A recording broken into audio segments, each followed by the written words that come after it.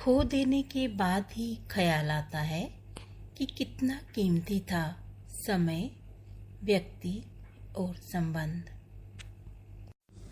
जय गुरु जी। संगत जी, ये बात बहुत सच है, बिल्कुल सच है कि जब हमारे साथ समय होता है तो हम समय की कदर नहीं करते, और जब हमारे साथ हमारे रिश्ते होते हैं, हमारे साथ हमारे माँ बाप होते हैं या भाई बहन होते हैं, तो हम उनकी कदर नहीं करते।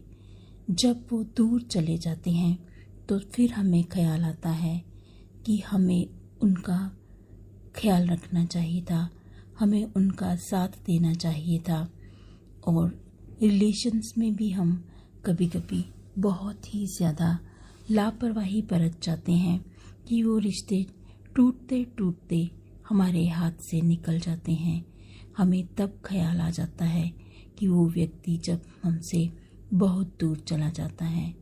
संगत जी, हमें समय रहते सारे काम करने चाहिए। समय पर ही किया हुआ काम अच्छा रहता है। जब समय हाथ से निकल जाता है तो फिर हम हाथ मल कर रह जाते हैं कि काश उस वक्त मैंने वो काम कर लिया होता। और यही हाल किसी व्यक्ति विशेष का होता है जो हमारी ज़िंदगी में होता है। हम जीते जी उसके साथ बैठकर उसके दुख सुख में कभी उसका हाल नहीं पूछते, उसके साथ हम कभी तो बैठकर दो बातें नहीं करते।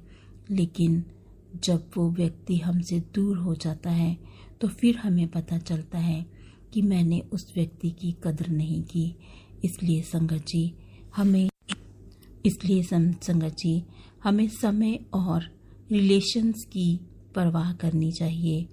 उनका हमें हमेशा ध्यान रखना चाहिए, क्योंकि व्यक्ति और समय जब दोनों हमारे हाथ से निकल जाते हैं तो फिर हमें हाथ मलने के सिवा और कुछ भी नहीं रह जाता। संगत जी, अब मैं आपको आज का हेल्थ टिप्स बताती हूँ। इसमें हम बताएंगे आपको कि अश्वगंधा के फ़ायदे क्या होते हैं। पहला तो ये फ़ायदा होता है कि इससे तनाव और चिंता कम करने में मदद मिलती है। शरीर को ताकत और ऊर्जा प्रदान करता है। अनिद्रा की समस्याओं को कम करने में मदद करता है। शरीर की प्रतिरक्षा प्रणाली को मजबूत करता है। हड्डियों और मांसपेशियों को मजबूत करने में मदद करता है। जय गुरु जी। संगत जी, मैं गुरु जी की बेटी अब गुरु जी से आज्ञा लेकर आज का सत्संग शुरू करती हूँ। संगत जी, दुनिया के लोग बड़े जालिम हैं। वो तुम्हारे दुख दर्द को रो रो कर पूछेंगे और हंस हंस कर सारी दुनिया को बताएंगे। मूर्ख व्यक्ति दूसरों को बर्बाद करने की चाहत में इतना अंधा हो जाता है कि उसको खुद के बर्बाद होने का पता ही नहीं चलता।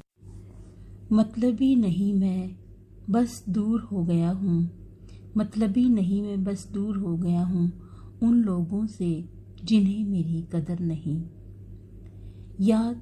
यदि किसी काम को करने में डर लगे तो याद रखना कि ये संकेत हैं कि आपका काम वाकई बहादुरी से भरा है। लोग पीठ पीछे बड़बड़ा रहे हैं, लगता है हम सही रास्ते जा रहे हैं। कुछ अलग करना है तो भीड़ से हटकर करो। भीड़ साहस तो देती है पर पहचान छीन लेती है। जीने का बस यही अंदाज रखो, जो तुम्हें ना समझे उसे नज़रअंदाज रखो। संगत जी, एक बार एक अंकल जी अपने सत्संग में बता रहे थे कि उनके भाई ने एक नया कैमरा लिया और उसमें रील डलवाई और गुरुजी के आश्रम में जाकर सभी गए थे वो गुरुजी के आश्रम में। तो उन्होंने गुरुजी की काफ़ी मतलब फ़ोटो खींची, लेकिन जब उन्होंने देखा कि गुरुजी की एक भी फ़ोटो उस कैमरे में क्लिक नहीं हुई थी। बिल्कुल नया कैमरा था बहुत बड़ी कंपनी का कैमरा था, हम यहाँ पे नाम नहीं लेंगे, लेकिन संगत जी एक भी फ़ोटो नहीं आई गुरुजी की। कहने का मतलब भाव ये है कि हम गुरुजी की मर्जी के बिना, गुरुजी की आज्ञा के बगैर हम कोई भी काम नहीं कर सकते। ऐसे ही संगत जी एक और वाक़या है कि एक आंटी जी थी, तो वो ऐसे रात को देख रही थी, कुछ आउटफिट्स देख रही थी, कुछ कपड़े खरीदने के लिए सोच रही थी कि वो मतलब वो काफ़ी पतली हैं, स्लिम हैं, तो आजकल कितने शॉर्ट्स जो हैं बाज़ार में आए हुए हैं, तो वो चाहती थी कि वो कोई ऐसे कपड़े खरीदें, मतलब आजकल के फैशन के। तो संगत जी वो ऐसे सोचते सोचते वो सो गई, तो वो बात उसके दिमाग में ही रही। तो संगत जी अगले दिन जब वो संगत में गए तो गुरुजी ने वही मतलब कपड़ों के बारे में ही संगत में बताया कि हमें कपड़े जो हैं वो मर्यादा में रहकर पहनने चाहिए। जैसे हम संगत में जा रहे हैं तो हमें ये ध्यान रखना है कि संगत में जाने के लिए, सत्संग में जाने के लिए हमें कैसे कपड़े पहनने चाहिए। आजकल हमने देखा है कि जैसे लोग कुछ भी पहन के सत्संग में आ जाते हैं, तो गुरुजी ने खुद स्वयं बोला कि हमें मर्यादा में रहकर कपड़े पहनकर संगत में आना चाहिए।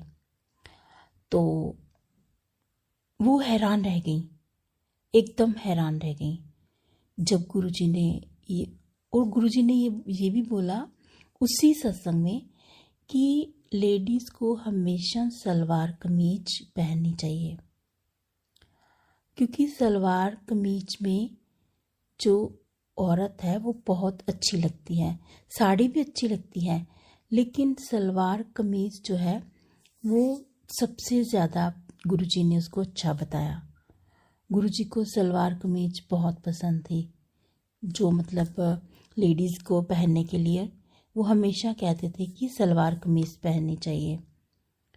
तो ऐसे बहुत सारे सत्संग हैं।